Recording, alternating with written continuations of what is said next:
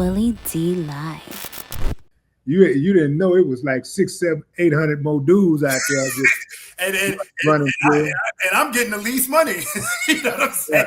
The Yeah. other dude said he was getting 5,000 a pop. Like I'm like 5,000 a pop. Like Right. dang, I was the budget. I was the budget dude, yo. It's crazy. So why'd you apologize to Cassie? Because it's real, man. Right? Like even though I didn't see or sense any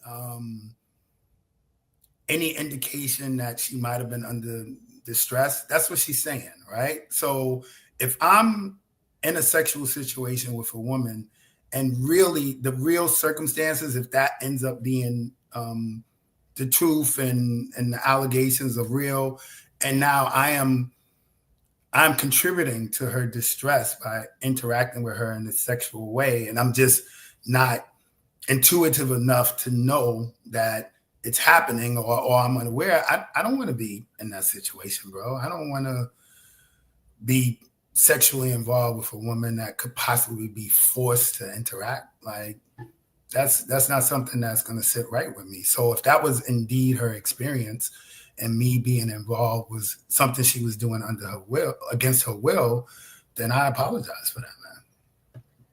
Yeah. So I know I don't have a dog in the fight, but hey, this is a public case. I got a public opinion about it.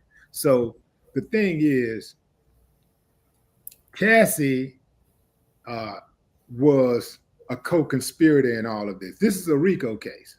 And in order to have a RICO case, you got to have multiple people who are actively participating in this so-called RICO case.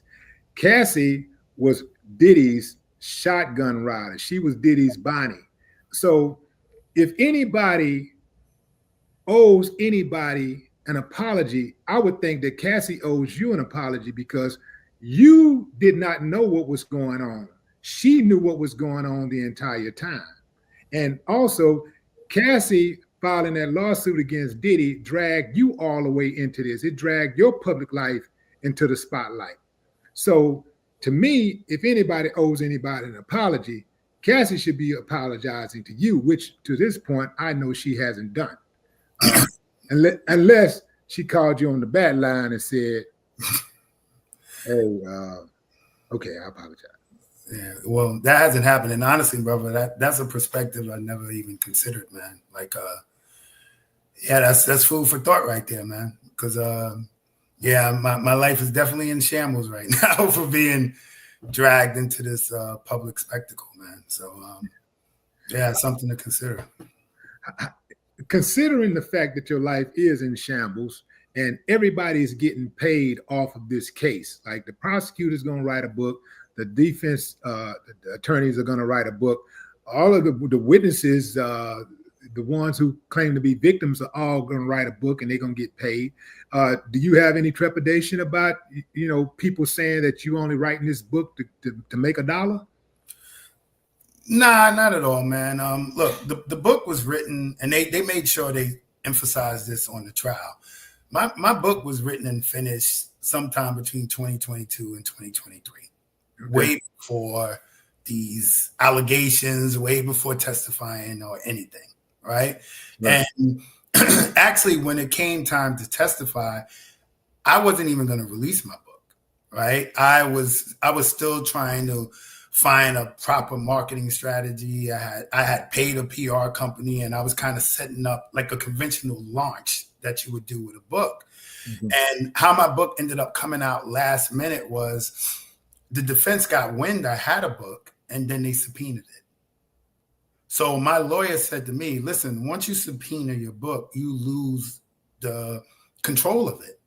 And for all you know, once you turn this book over, it could end up in somebody's hands, end up posted on Reddit, and then you have no recourse. And my attorney advised me, look, man, get your book out there as soon as possible, because once you get out of control of it, you never know what happens. So the timing looked messed up because it seems like I published my book a few days before the trial, and then, you know what I'm saying? And then, but you know, when you publish a book, it's not like you publish it and then it goes live the day of.